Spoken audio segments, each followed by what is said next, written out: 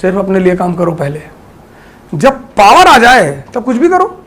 अरविंद केजरीवाल जी निश्चित तौर पर भगवान है, मैं तो उनको कह ही चुका हूँ, कृष्ण के अवतार हैं वो। अच्छा, उसके पीछे समाज के जो कंस हैं वो पड़ जाते हैं। ठीक है। नहीं तो भगवान कृष्ण जेल में कैसे पैदा होते?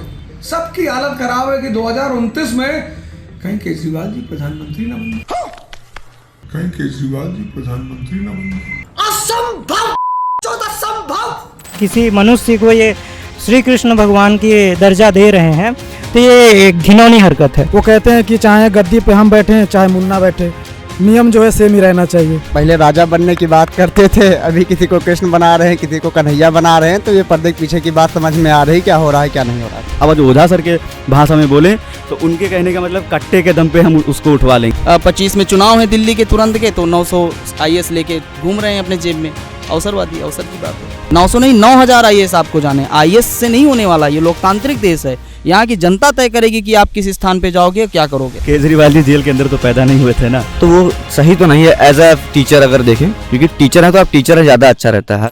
देखिए, सबसे पहले मैं ये कहना चाहूँगा कि जब आप किसी का पार्ट हो जाते हैं ना, तो आप उसी की बात करेंगे। जाना तो सर दोनों उनको जाने जाते हैं सर, दोनों लोग मोटिवेशनल स्पीकर के लिए ही, बट जहाँ तक मैं सुनता हूँ सर, जैसे अवध सर हैं और अवध सर की जो बात है सर, वो कहते हैं कि चाहे गद्दी पे हम बैठे चाहे मुन्ना बैठे, नियम जो है सेम ही रहना चाहिए। और फिर वहीं सर दिव्यकीर्ति सर कहते हैं कि अगर मान लीजिए किसी को आप लाइक करते हैं, हो सकता है ये जरूरी तो नहीं है कि आप जिसको लाइक करते हो वो आपको भी लाइक करता हो, बट वो जो डिसलाइक है सर, उसमें जो है हमारा जो सेल्फ रिस्पेक्ट है उसको बचाते हुए सर अगर वो डिसलाइक करता है तो सर ये चीज़ है। तो दोनों लोग के सर जो बात में वो गैपिंग जो मुझे दिखती है, दिव्यकीर्ति सर मुझे सर बेस्ट लगते हैं। केजरीवाल जी को बोल दी है कृष्ण, अवध ओझा जी ने क्या कहना है इस बारे में? ये पहली बात स्वार्थ वाला पैतड़ा है। पहले राजा बनने की बात करते थे, अभी किसी को कृष्ण बना रहे हैं, किसी को कन्हैया बना रहे हैं, तो ये पर्दे के पीछे की बात समझ में आ रही, क्या हो रहा है क्या नहीं हो रहा है। दूसरी बात, अभी आप प्रश्न कर रहे थे कि कट्टा बंदूक तमंचा तो वो अपने आप की स्टार्टिंग से ही, मेरे कई फ्रेंड्स हैं, साथी हैं जो उनसे सीधे तौर पे मतलब कोचिंग ले चुके हैं, बताते हैं। तो बात यह है, वो अपना एक पर्सनालिटी डेवलप करना चाहते थे, और उस पर्सनालिटी के दम पे अपना एक मतलब औरा टाइप का, जो भी कहते हैं हमारे गोंडा की भाषा में, कि बनाना चाहते थे, भौकाल टाइप का, तो जो बनाना चाहते वो उसमें सफल भी रहे हैं। और यथार्थवादी दृष्टिकोण से देखें तो वो एकदम से सही हैं। लेकिन बात यह है, आप काम सारा यथार्थवादी कर रहे हैं, ज्ञान मार रहे हैं आदर्शवादी वाला, तो ये दो चीज़ें कैसे कंट्राडिक्ट कर पाएंगी। जब चलिए तो एक पे चलिए। पहले आप कह रहे हैं कि कट्टा बंदूक ये चाहते थे, वहाँ पे गोली चला दी, ये कर दिए, इससे फिर स्टूडेंट पे क्या इफेक्ट आता है, बात इसकी ही मामला। ओवरऑल आप गुरु हैं, जो भी आप करते हैं आप हमेशा स्टूडेंट के आदर्श होते हैं। अब स्टूडेंट के आदर्श पे जब आप ये कह रहे हैं कि कट्टा ये चलाते थे, बंदूक ये चलाते थे, तो हमारे मन में भी तो आएगा कि यार ये गुरुजी ये जीवन जी चुके हैं, आज देखो यहाँ पहुँचे हैं, तो हम भी ये करें और वहाँ पे पहुँचे। लेकिन होता क्या है, ये करने के चक्कर में यहीं रह जाते हैं। ये तो ये कहा, सब पता नहीं हो कितना झूठ बोल रहे हैं, कितना सही बोल रहे हैं, उस पर मुझे पता ही नहीं है। कितनी कट्टा उन्होंने चलाई, कितना बंदूक चलाया है, उनको देखने से तो मैं नहीं समझ पाता हूँ। तो मैं एक उदाहरण के तौर पे आपको समझाता हूँ। तो विकास दिव्यकीर्ति सर का जैसे एक प्रेम प्रसंग की बात है। कोई लड़का है किसी लड़की से प्रेम करता है और वो लड़की नहीं चाहती है, ठीक है, तो विकास दिव्यकीर्ति सर ये समझाते हैं, आप उससे प्रेम से जाके बोलिए, अगर वो मना कर देती है तो आप मान जाइए। अगर वही वो बोलते हैं फिर तू नहीं कोई और सही, कोई और नहीं कोई और सही, कोई और नहीं कोई और सही, अगर वही बात अवध ओझा सर के भाषा में बोले तो उनके कहने का मतलब कट्टे के दम पे हम उसको उठवा लेंगे, इतने दम पे उठवा लेंगे। इतना फर्क दिखेगा आपको, इतना फर्क दिखेगा। अब भाई क्लास में यही चीजें पढ़ा रहे हैं, लड़के कट्टा लाना सीखेंगे। टीचर हैं कि क्या है, मतलब कट्टे दम पे उठवा। आप भी जानते होंगे कैसे कैसे उनकी क्लासेस होती हैं। अगर क्लासेस मुझे तो मैंने ऐसा कोई क्लासेस नहीं देखा कि मतलब उनमें राजा बनाने की ना कोशिश की जा रही हो, तुमको राजा बनाएंगे, ये होती है राजा की पावर, कट्टा लेके चलते हैं हमारे। और एक बात मुझे उनकी बहुत बेकार लगी ये कि उन्होंने गोंडा के बारे में बोला था। तो मैं भी गोंडा का रहने वाला हूँ, अभी यहाँ विश्वविद्यालय से MSW कर रहा हूँ, प्रथम सेमेस्टर में मेरा। तो उन्होंने विश्वविद्यालय के बारे में गोंडा के बारे में ये बोला था कि हमारे वहाँ पे जितने भी हैं सब गुंडा हैं। तो हम भी वहाँ से, हम गुंडा थोड़ी हैं भैया, हम तो छात्र हैं, हमारी उसमें क्या गलती है, हमको भी शामिल कर दिए गोंडा को गुंडा में। अब हमारे मतलब जो मित्र दोस्त लोग रहते हैं सीधा गुंडा, अरे गोंडा वाले हैं भाई, गुंडा हैं, इनसे मत बोलो।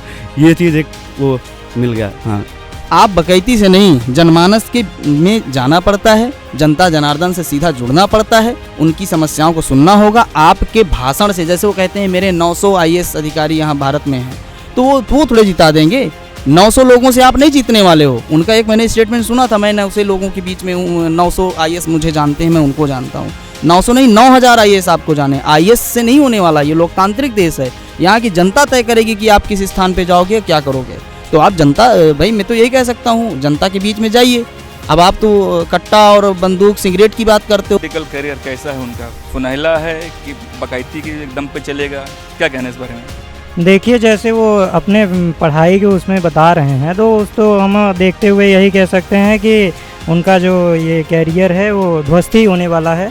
ठीक है, कुछ दिनों बाद ये ध्वस्त हो ही जाएगा। अब बताइए, अब ये अगर इस कैरियर में आते ही शुरुआत ये किए हैं कि किसी मनुष्य को ये श्री कृष्ण भगवान की दर्जा दे रहे हैं, तो ये एक घिनौनी हरकत है। हम बस इतना कहना चाहेंगे। मैं अभी तक वो शिक्षा के क्षेत्र में, राजनीति में अभी उन्होंने एंट्री ली है तो ऐसा अचानक से कुछ देखने को नहीं मिलेगा, लेकिन मुझे लॉन्ग टर्म में उनका कैरियर सही है।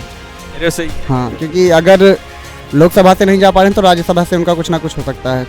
तो मुझे लगता है कि लॉन्ग टर्म में उनका कैरियर सही है। पार्टी सही ज्वाइन की कि गलत पार्टी ज्वाइन कर ली? ये तो समय बताएगा। कभी भाजपा में भी ज्वाइन करने वालों को ऐसा ही कहा जाता था, आदमी सही है लेकिन पार्टी गलत ज्वाइन करनी है। अटल जी के बारे में ऐसा कहा जाता था, लेकिन चीज़ें बदलती हैं समय के साथ और कुछ भी हो सकता है। तो इस विषय पे अभी कहना कुछ भी जल्दबाजी होगा, मुझे लगता है। कह रहे थे भगवान श्री कृष्ण जी जेल के अंदर पैदा हुए थे और केजरीवाल जी भी जेल गए हैं, तो अवतार हैं, इस तरह की बातें हो रही हैं। केजरीवाल जी जेल के अंदर तो पैदा नहीं हुए थे ना। बच्चों के लिए अगर टीचिंग करा रहे थे तो टीचिंग कराते तो ज़्यादा अच्छा रहता। मुझे उनका पॉलिटिकल में चले गए, मुझे ये कॉन्सेप्ट बिल्कुल कुछ समझ नहीं आया। देखिए, अब ये कहा जाए तो आप वो अवसरवादी, एक बोले ना, अवसरवादी। बिल्कुल अवसरवादी। अरे इससे पहले उन्होंने 2024 में उनको ज्वाइन करना चाहिए था। दिल्ली से उनको लोकसभा का टिकट मिल जाता। अभी ये 25 में चुनाव है दिल्ली के तुरंत के, तो 900 IAS लेके घूम रहे हैं अपने जेब में। अवसरवादी, अवसर की बात है। बिल्कुल जी, अगर आप शिक्षक हैं तो आपको सिर्फ शिक्षा से मतलब रिलेशन रखना चाहिए था। पॉलिटिक्स में जाना और शिक्षा में होना ये कुछ बनता नहीं है। तो ये एक तरीके से अगर हम आपकी मेंटेलिटी जानना चाहें तो वो सही तो नहीं है एज अ टीचर अगर देखें, क्योंकि टीचर है तो आप टीचर हैं ज़्यादा अच्छा रहता है। हर वैसे हम स्टूडेंट हैं तो स्टूडेंट लाइफ में हमको सीखना ही चाहिए, है ना, कि हम अगर 4 जगह पैर पसार रहे हैं मतलब हमारी नीयत अच्छी नहीं है। आज के एपिसोड में बस इतना ही। आपको एपिसोड कैसा लगा हमें कमेंट बॉक्स में लिख के ज़रूर बताएं, और हाँ, चैनल को ज़्यादा से ज़्यादा शेयर करें, लाइक करें, सब्सक्राइब करें। Thank you.